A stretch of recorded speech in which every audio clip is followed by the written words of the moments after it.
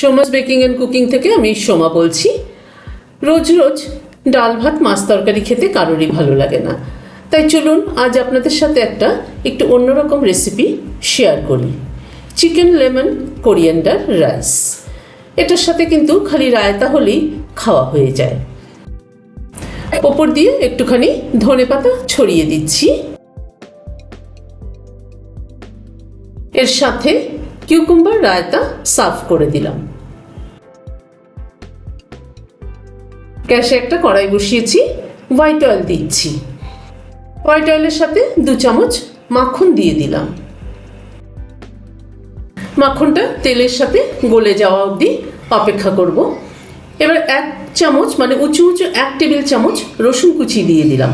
এই রসুনের ফ্লেভারটা কিন্তু এই মাখনের সাথে অ্যাড হলে খেতে কিন্তু দারুণ লাগবে। রসুন কুচিটা একটু লাল করে ভেজে নেব, তবেই কিন্তু ফ্লেভারটা ভালো হবে। এরপরে 2টো বড় সাইজের পেঁয়াজ লম্বা লম্বা করে কেটে নিয়েছি, সেটা অ্যাড করে দিলাম। এবার পেঁয়াজটাকে রসুনের সাথে ভেজে নেব। পেঁয়াজটা কিন্তু খুব একদম লাল করে ভাজবো তা না, কিন্তু পেঁয়াজটা হালকা করে ভেজে নেব।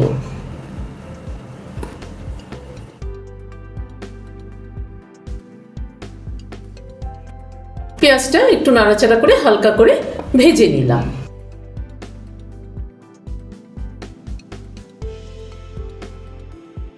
উঁচু 1 টেবিল চামচ আদা কুচি দিলাম।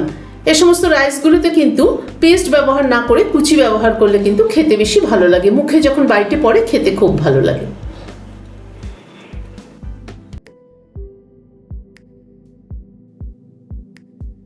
এখানে 5-6টা লঙ্কা কুচি করে নিয়েছি, সেটা দিয়ে দিলাম। এবার লঙ্কাটাকেও একটুখানি পেঁয়াজ আদা রসুনের সাথে ভেজে নিচ্ছি।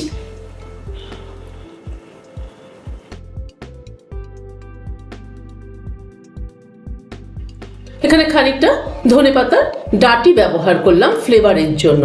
ধনেপাতার কিন্তু ডাঁটিতেই কিন্তু মেইন ফ্লেভারটা, সেই জন্য ধনেপাতার খানিকটা ডাঁটি এখানে ইউজ করলাম। ধনেপাতার ডাঁটিটা দিয়ে পেঁয়াজের সাথে একটু নাড়াচাড়া করে নিচ্ছি।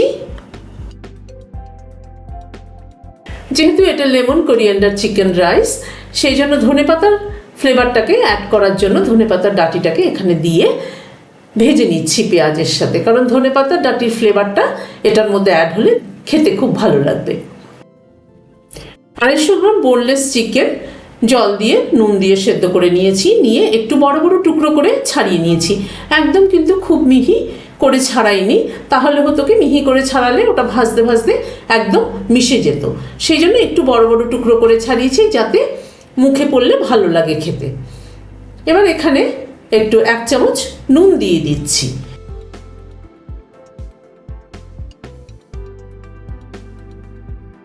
চিকেনটাকে পেঁয়াজের সাথে একটু ফ্রাই করে নিচ্ছি।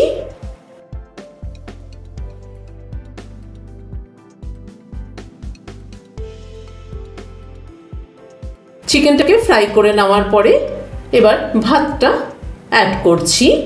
এখানে আমি 300 গ্রাম বাসমতি চালের ভাত করে নিয়েছি।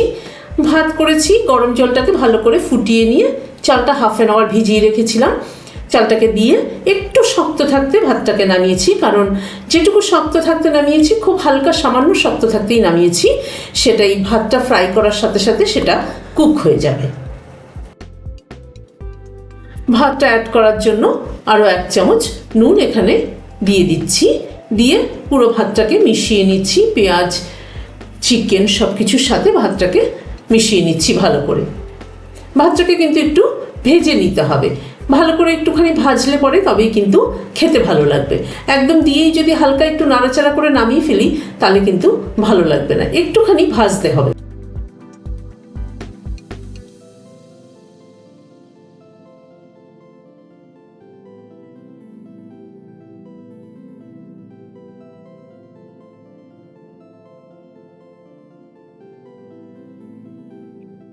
ভাতটাকে একটুখানি ভেজে নেওয়ার পরে 1 চামচ চিনি ছড়িয়ে দিচ্ছি।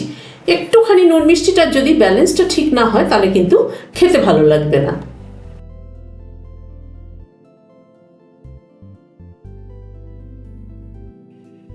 চিনিটা ছড়িয়ে দিয়ে ভাতটাকে একটু ভেজে নেওয়ার পরে একটা লেবুর জেস্ট এর মধ্যে গ্রেট করে দিয়ে দিচ্ছি। লেবুর কিন্তু খালি হলুদ অংশটা দিচ্ছি, সাদা অংশটা কিন্তু দেবো না। সাদা অংশটার মধ্যে তেতো থাকে, সেটা আমরা সবাই জানি। এরকম 2টো লেবুর আমি জেস্ট এখানে ব্যবহার করছি।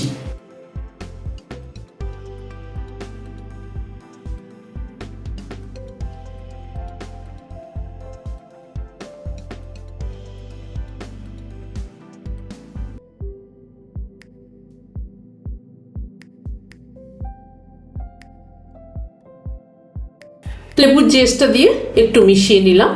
মিশিয়ে নেওয়ার পরে এখানে 2টো লেবুর রস আমি দিয়ে দিচ্ছি। এটা কিন্তু পাতিলেবু ব্যবহার করেছি এখানে। লেবুর রসটা দিয়ে নেওয়ার পরে খানিকটা চিলি ফ্লেক্স ছড়িয়ে দিচ্ছি। ঝালটা কিন্তু নিজেদের পছন্দ অনুযায়ী দেবেন।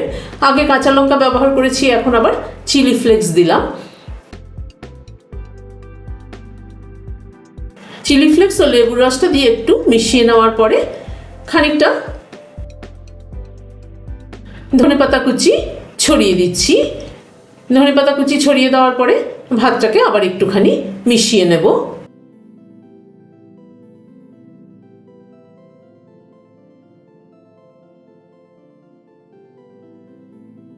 আপনাদের কার কার এই ধরনের রাইস খেতে ভালো লাগে আমাকে কিন্তু কমেন্ট বক্সে জানাবেন। আমার কিন্তু ভীষণ ভালো লাগে এই ধরনের রাইসগুলো খেতে।